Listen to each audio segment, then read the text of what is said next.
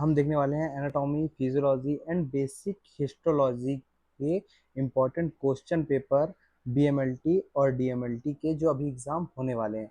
ठीक है, जैसा कि अगर अपन आगे देखें तो सबसे पहले अगर अपन देखें तो इस पे जो क्वेश्चन इंपॉर्टेंट क्वेश्चन जो आने वाले हैं, आ सकते हैं एग्जाम में, है ना, उससे रिलेटेड अगर अपन बात करें तो सेल में, अगर सेल की बात करें तो सेल में जो सबसे कॉमन क्वेश्चन पूछा जाता है सेल, उसकी डेफिनेशन और उसके ऑर्गेनिज। ठीक है, तो अगर वही क्वेश्चन अगर 2 नंबर के अंतर्गत आपके एग्जाम में पूछ रहा है तो आप उस पे सेल की डेफिनेशन लिखना है, देन उसके बाद उसके ऑर्गेनिज के नाम लिखना है। अगर इसी को बड़े डिटेल में पूछ रहा है तो आपको के सेल की डेफिनेशन के बाद उसके ऑर्गेनिज और डायग्राम बनाने के बाद आपको उसके हर एक ऑर्गेनिज, जो टोटल 11 ऑर्गेनिज है, उनके बकायदे आपको नाम के साथ आपको उनके फंक्शन लिखना है। देन सेल डिवीजन, जैसा कि अपने को पता है सेल डिवीजन दो टाइप का होता है, एक माइटोटिक डिवीजन और एक मियोसिस डिवीजन। ठीक, तो इससे रिलेटेड क्वेश्चन एग्जाम में सेल से आ सकते हैं। देन अगर अपन आगे चलें और टिश्यू की बात करें तो टिश्यू के चैप्टर पे, ठीक, टिश्यू में अपने को पता है कि 4 टाइप के टिश्यू होते हैं, epithelial tissue, connective tissue, muscle tissue and nervous tissue. ठीक, तो इसमें से कोई भी, जिसमें सबसे कॉमन अगर अपन देखें तो एक एपिथेलियल टिश्यू और नर्वस टिश्यू से रिलेटेड और कनेक्टिव टिश्यू से रिलेटेड क्वेश्चन जस्ट कॉमनली आते हैं। ठीक है, टाइप टिश्यू के अंतर्गत, जो कि 10 नंबर का ही क्वेश्चन बन सकता है आपका, और आपका 15 नंबर का ही क्वेश्चन बन सकता है। 2 नंबर में इसकी आपको सिर्फ डेफिनेशन लिखनी है और उसके टाइप्स के बारे में बताना है कि टिश्यू क्या होते हैं, अगर 2 नंबर का क्वेश्चन पूछता है तो। देन इसके बाद अगर अपन आगे बात करें ब्लड की, ठीक, तो अगले चैप्टर में अगर अपन ब्लड की बात करें तो ब्लड से रिलेटेड अगर अगर अपन इंपॉर्टेंट क्वेश्चन की बात करें तो ब्लड में सबसे कॉमन क्वेश्चन अगर देखें तो सबसे पहले ब्लड की डेफिनेशन है ना, ब्लड होता क्या है, देन उसमें अपने को कौन कौन से कंपोनेंट्स देखने मिलते हैं। ठीक, तो ब्लड के कंपोनेंट्स जो कि अभी अपने को आगे 3 क्वेश्चन में देखने मिलेंगे, तो उससे रिलेटेड आपको क्वेश्चन देखने मिलते हैं, जिनसे सबसे कॉमन डीएमएलटी और बीएमएलटी के क्वेश्चन में पूछता है। एक ब्लड ग्रुप हो सकता है इरिथ्रोपोइसिस, है ना, RB development of RBC, leucopoiesis development of WBC and thrombopoiesis जो प्लेटलेट्स के डेवलपमेंट है। ठीक, तो ये तीनों में से कोई भी डब्ल्यूबीसी, आरबीसी और प्लेटलेट्स को पूछ सकता है। देन यहाँ पे अपन देख सकते हैं कंपोजिशन ऑफ ब्लड, जैसे कि अपन ने देखा था कि ब्लड के क्या क्या कंपोजिशन होते हैं, ब्लड किस किस से में बना होता है, उसमें क्या क्या चीजें प्रेजेंट होती हैं, वो भी पूछ सकता है। आपके 2 नंबर के क्वेश्चन में पूछ सकता है ये इजी में। देन 2 नंबर के क्वेश्चन में सबसे कॉमन पूछे जाने वाला क्वेश्चन है एक प्लाज्मा प्रोटीन, ये 2 नंबर में पूछा जाता है, प्लाज्मा प्रोटीन, तो आप इसे भी जरूर देखें। देन इसके बाद आता है अपना क्या, CVS, cardiovascular system. Cardiovascular system में आपका आता है क्या, हार्ट, सबसे कॉमन इसमें पूछता है क्या, हार्ट। हार्ट में अपने को ये जनरली 10 नंबर का क्वेश्चन पूछ सकता है और 15 नंबर का भी क्वेश्चन पूछ सकता है। अगर 2 नंबर का क्वेश्चन पूछता है तो उसके अंदर अपने को सिर्फ लिखना है क्या, उसकी डेफिनेशन लिखनी है। डेफिनेशन में अपने, और अगर ये ज़्यादा पूछ रहा है तो डेफिनेशन, देन उसका स्ट्रक्चर कैसे होता है और इसमें क्या क्या चीज़ें प्रेजेंट होती है, इसके कितने चैम्बर होते हैं, ये सब अपने को उसमें डिटेल करनी है। देन वहीं पे अपना इसमें सर्कुलेशन, सर्कुलेशन की अगर हम बात करें, सर्कुलेशन में 2 सर्कुलेशन कॉमन है। ठीक, आपसे या तो सिस्टमिक सर्कुलेशन पूछ सकता है और या पल्मोनरी सर्कुलेशन पूछ सकता है, और सर्कुलेशन पूछ रहा है तो इसमें ब्लड सर्कुलेशन में पूरा का पूरा दोनों सिस्टमिक और पल्मोनरी इन्वॉल्व हो जाते हैं। Then conductive system, conductive system भी एक इंपॉर्टेंट क्वेश्चन है कार्डियोवास्कुलर सिस्टम का, कि जो आपका एसए नोड होता है, एवी नोड होता है, पुर्किंजे फाइबर होते हैं, बंडल ऑफिस होता है, ये किस तरीके से जो हार्ट है आपका काम करता है, उसके बारे में अपने को कंडक्टिव सिस्टम में लिखना है। तो ये भी एक आपका 10 नंबर का क्वेश्चन बन सकता है। Then cardiac cycle, cardiac cycle भी एक इंपॉर्टेंट क्वेश्चन है कि जो एक 0.8 सेकंड की साइकिल होती है वो किस तरीके की होती है, तो ये भी एक इंपॉर्टेंट क्वेश्चन है आपके 10 नंबर के और 15 नंबर के बेस पे। देन वहीं पे अगर अपन लिम्फेटिक सिस्टम की बात करते हैं, लिम्फेटिक सिस्टम का जो इंपॉर्टेंट क्वेश्चन है, लिम्फेटिक सिस्टम में जो सबसे इंपॉर्टेंट वो पूछ सकता है क्या, लिम्फ नोड और उसके फंक्शन, है ना, सबसे इंपॉर्टेंट कि लिम्फ नोड के फंक्शन क्या होते हैं। देन स्प्लीन का फंक्शन 2 नंबर के क्वेश्चन में भी आ सकता है आराम से, कि जो स्प्लीन का फंक्शन होता है वो क्या होता है। तो लिम्फेटिक सिस्टम से जो सबसे कॉमन पूछे जाने वाले क्वेश्चन है वो एक लिम्फ नोड है ना, और दूसरा आपका स्प्लीन। देन आगे अगर अपन चले नर्वस सिस्टम, ठीक, तो नर्वस सिस्टम जो है उसमें सब पूछे जाने वाला क्वेश्चन सबसे पहले क्या है कि स्ट्रक्चर ऑफ न्यूरॉन, न्यूरॉन की संरचना कैसे होती है, जैसा आप देख सकते हो, तो न्यूरॉन की संरचना, देन उसके प्रकार के न्यूरॉन कितने टाइप के होते हैं। ठीक, देन न्यूरोग्लिया के भी प्रकार आप बता सकते हैं, न्यूरोग्लिया कितने प्रकार के होते हैं। फिर आता है क्या, मेनिंजीज की जो आपकी कवरिंग है, ब्रेन की कवरिंग हो गई, स्पाइनल कॉर्ड की कवरिंग हो गई, ये भी इंपॉर्टेंट क्वेश्चन 2 नंबर के क्वेश्चन में पूछ सकता है कि मेनिंजीज क्या होता है। देन आगे अपन बात करें तो ब्लड सप्लाई ऑफ ब्रेन, है ना, हाँ, ब्रेन की ब्लड सप्लाई पूछ सकता है, साथ में ब्रेन के पार्ट्स पूछ सकता है, सेरिब्रम पूछ सकता है, देन सेरिब्रल हेमिस्फीयर का स्ट्रक्चर पूछ सकता है, उसके जो एरियाज हैं वो पूछ सकता है। ठीक, तो इससे भी आप जरूर देखें। देन आता है क्या, स्पाइनल कॉर्ड। स्पाइनल कॉर्ड का स्ट्रक्चर, देन उसके फंक्शन पूछ सकता है।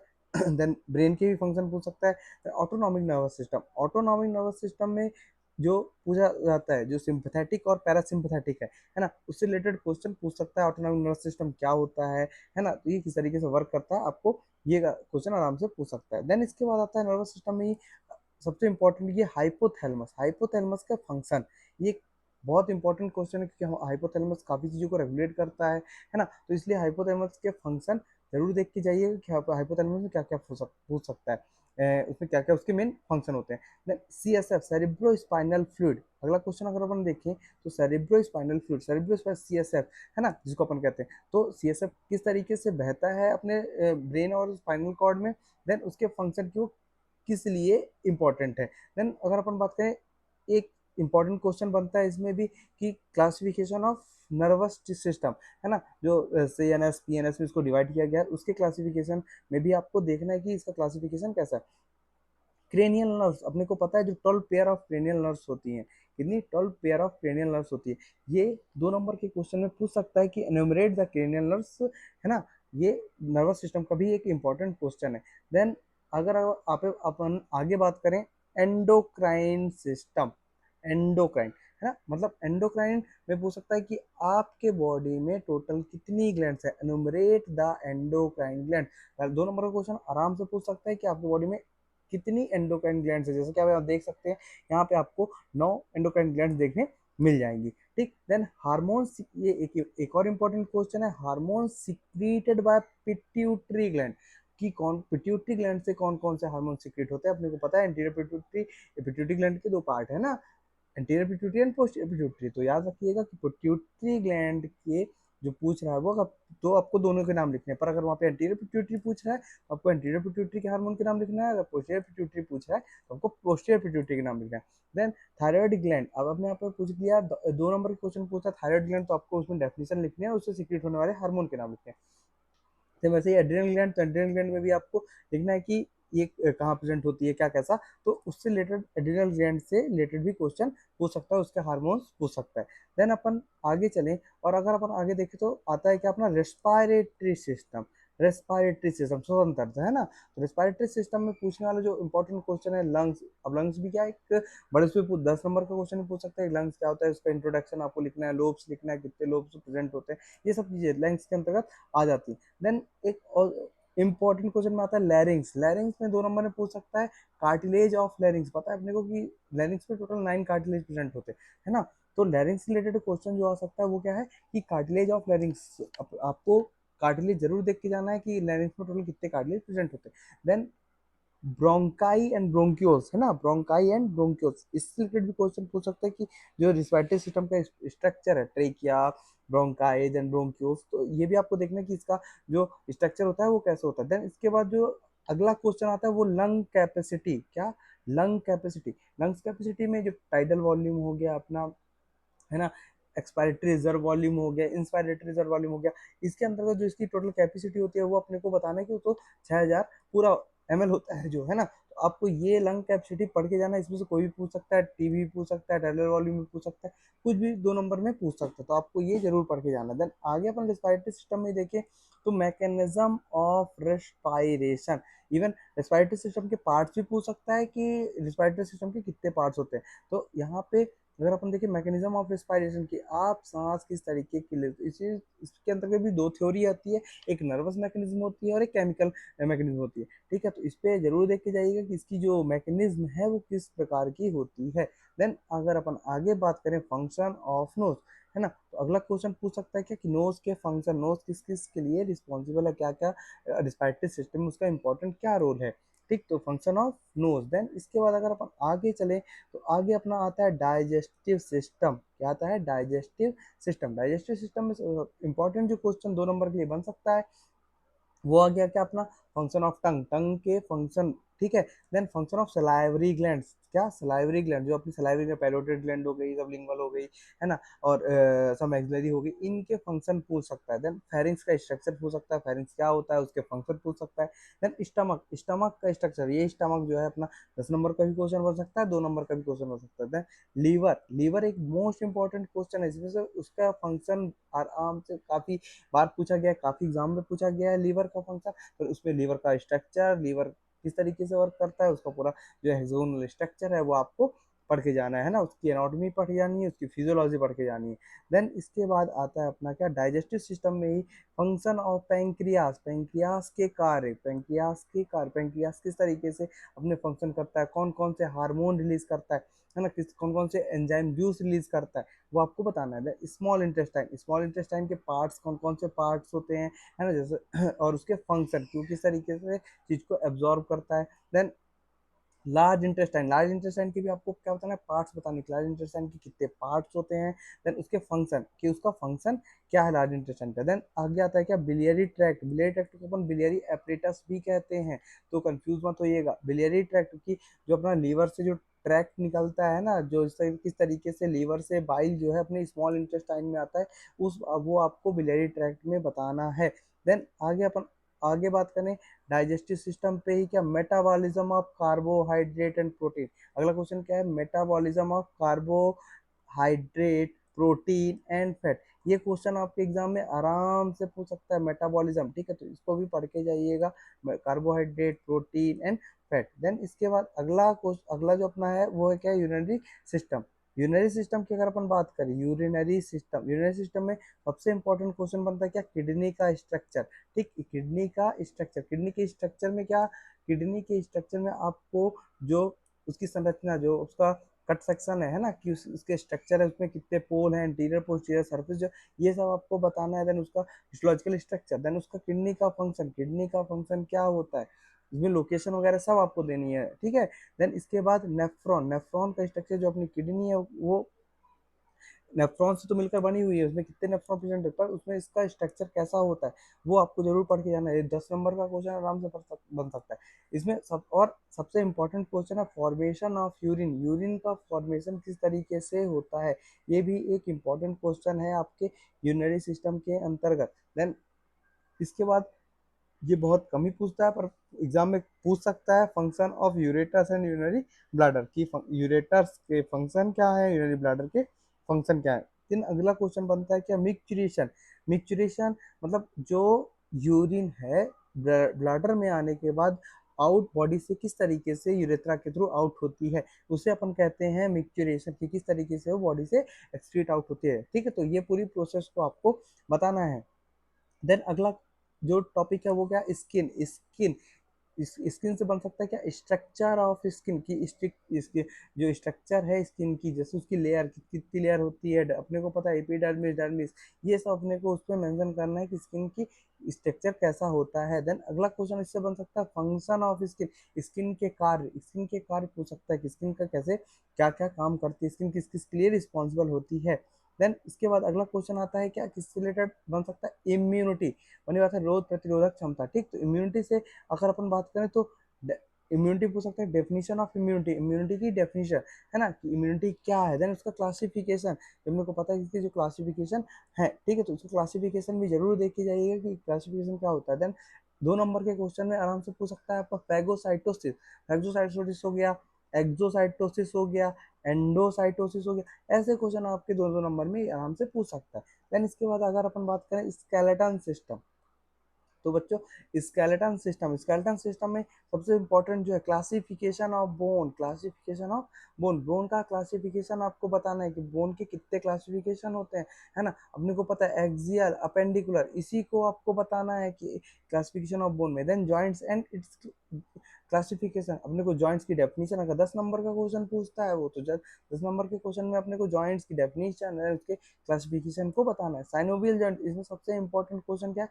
साइनोवियल जॉइंट और उसके फंक्शन, साइनोवियल जॉइंट के फंक्शन जरूर। देन इसके बाद अगला क्वेश्चन जो एग्जाम में पूछ सकता है वो है क्या, enumerate the carpals and tarsal bone, तो अपनी हाथ में प्रेजेंट है, हैंड में प्रेजेंट है क्या, 8 कार्पल्स, देन टार्सल कितने प्रेजेंट है, 7 टार्सल, इनके नाम जरूर पढ़ के जाइएगा। ठीक। देन इसके बाद अगला जो टॉपिक है वो आता है क्या, फीमेल रिप्रोडक्टिव सिस्टम। ठीक, फीमेल रिप्रोडक्टिव सिस्टम की बात करें तो सबसे पहले जो इंपॉर्टेंट क्वेश्चन पूछता है वो क्या, diagram of internal and external genital organ. ठीक है, ये एग्जाम में पूछ सकता है, डायग्राम इंटरनल और एक्सटर्नल जेनाइटल ऑर्गन और उसके पार्ट्स के नाम। ठीक।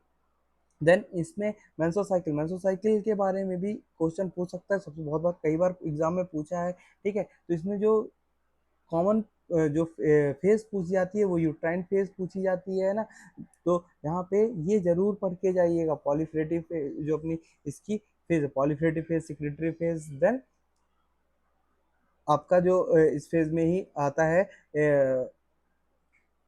ठीक, तो इसके तीन फेज मेंस्ट्रुअल फेज के अंतर्गत आपका पॉलीफ्रेटिव फेज हो गया, सेक्रेटरी फेज हो गया, और उसके पहले जो फेज आती है उसको अपन बोलते हैं क्या, menstrual phase, proliferative phase, then secretory phase. तो ये यूट्राइन चेंजेस के अंतर्गत आते हैं, तो मेंस्ट्रुअल साइकिल से रिलेटेड क्वेश्चन आराम से बन सकता है। देन अगर अपन फीमेल रिप्रोडक्टिव सिस्टम के आगे बात करें तो फीमेल रिप्रोडक्टिव सिस्टम में ही अगला जो क्वेश्चन बन सकता है क्या, ब्रेस्ट। ठीक है, ब्रेस्ट से क्वेश्चन पूछ सकता है। देन ब्रेस्ट के बाद parts of external internal genital organ, external और इंटर, जैसे कि आप डायग्राम में देख सकते हो, तो ये उनके क्या है, पार्ट्स हैं। ठीक, तो इससे रिलेटेड क्वेश्चन भी पूछ सकता है कि एक्सटर्नल जेनाइटल ऑर्गन हो गया, इंटरनल जेनाइटल ऑर्गन हो गया, उसके कितने पार्ट्स होते हैं। देन मेल रिप्रोडक्टिव सिस्टम की बात करो, मेल रिप्रोडक्टिव सिस्टम की अगर बात करें अपन, तो parts and diagram of main genital organ. ठीक है, जैसे अपन आप देख सकते हैं कि उसके कितने पार्ट्स हैं, कौन कौन से उसके नाम है। ठीक, देन की टेस्टिस का स्ट्रक्चर पूछ सकता है, टेस्टिस। देन प्रोस्टेट ग्लैंड, ठीक, प्रोस्टेट ग्लैंड के बारे में पूछ सकता है। देन और क्या, स्पर्म, स्पर्म भी कैसे होता है।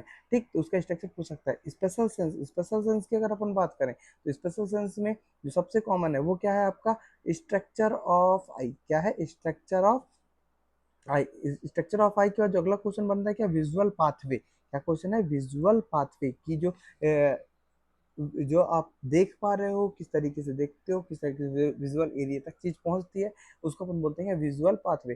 देन स्ट्रक्चर ऑफ ईयर, अगला क्वेश्चन क्या है, स्ट्रक्चर ऑफ ईयर। देन अगला क्वेश्चन क्या है, मैकेनिज्म ऑफ हियरिंग। ईयर के बाद जो पूछता है मैकेनिज्म ऑफ हियरिंग की, जो अपना एक्सटर्नल ईयर हो गया, मिडिल ईयर हो गया, देन आपका एक्सटर्नल ईयर, मिडिल ईयर और इंटरनल ईयर। ठीक, तो वो मिडिल ईयर तक जाकर किस तरीके से साउंड को अपने ब्रेन तक भेजने का काम करता है इंटर करने के बाद, तो उसको अपन बोलते हैं मैकेनिज्म ऑफ हियरिंग। देन अगला स्ट्रक्चर आता है स्ट्रक्चर ऑफ नोज, है ना, तो स्ट्रक्चर ऑफ नोज, नोज की संरचना की, वहाँ पे कौन कौन सा ऑल्फैक्टरी चीज प्रेजेंट है, इसलिए फिर वो ऑल्फैक्शन की आप किस तरीके से कोई भी स्मेल जो है वो ब्रेन तक पहुंचती है। देन स्पेशल सेंस में ही अगर अपन आगे बात करें, स्पेशल सेंस में जो आगे स्ट्रक्चर ऑफ टंग, टंग की संरचना कैसे है, उसमें जो पेपिलास प्रेजेंट है, foliate papilla, fungiform, filiform, then circumferent papilla. ठीक, तो इनका structure, then mechanism of taste की, अपन जब टेस्ट लेते हैं तो किस तरीके से ब्रेन तक पहुंचते हैं और अपन स्वाद ले पाते हैं। ठीक, देन इसके बाद आता है क्या, हिस्टोलॉजी। हिस्टोलॉजी में जो इम्पोर्टेंट क्वेश्चन सबसे पूछे जाने हैं वाले हैं होते हैं वो क्या होता है, फिक्सेटिव। फिक्सेटिव कौन कौन से होते हैं, कितने प्रकार के होते हैं, फिक्सेटिव क्या होता है। देन एम्बेडिंग, एम्बेडिंग क्या होता है, एम्बेडिंग के प्रकार कौन कौन से होते हैं, उस देन उसके क्लासिफिकेशन। देन डीकैल्सिफिकेशन, डीकैल्सिफिकेशन में भी इसका डेफिनेशन आपको लिखना है, देन उसके क्लासिफिकेशन के बारे में बताना कि अपन किस किस तरीके से डीकैल्सिफाई कर सकते हैं। माउंटिंग मीडिया, माउंटिंग मीडिया भी, इसमें भी आपको क्या करना है, इसका डेफिनेशन, देन इसके क्लासिफिकेशन बताना। माइक्रोटोम, माइक्रोटोम में भी आपको इसको डेफिनेशन बताना है कि क्या होता है, देन उसके प्रकार के कितने प्रकार के होते हैं। फिर अगला क्वेश्चन आता है स्टेनिंग प्रोसेस। स्टेनिंग प्रोसेस कि आप किस किस तरीके से स्लाइड को स्टेन कर सकते हो वो बताना है। जैसे कि आप डायग्राम में देख सकते हो ये एक माइक्रोटोम का प्रकार है। ठीक, तो ये हो गया अपने हिस्टोलॉजिकल के क्वेश्चन। देन इससे रिलेटेड आप एग्जाम में आराम से देख सकते हैं, एग्जाम में ऐसे क्वेश्चन आपको देखने मिलेंगे, इससे रिलेटेड क्वेश्चन देखने मिलेंगे। तो जो एग्जाम अभी होने वाले हैं उन्हें आप प्रॉपर तरीके से अच्छे से क्वेश्चन पढ़ लें, देन आपको इजी पड़ेगा और आपको कम समय में आप अच्छा गेन कर पाएंगे।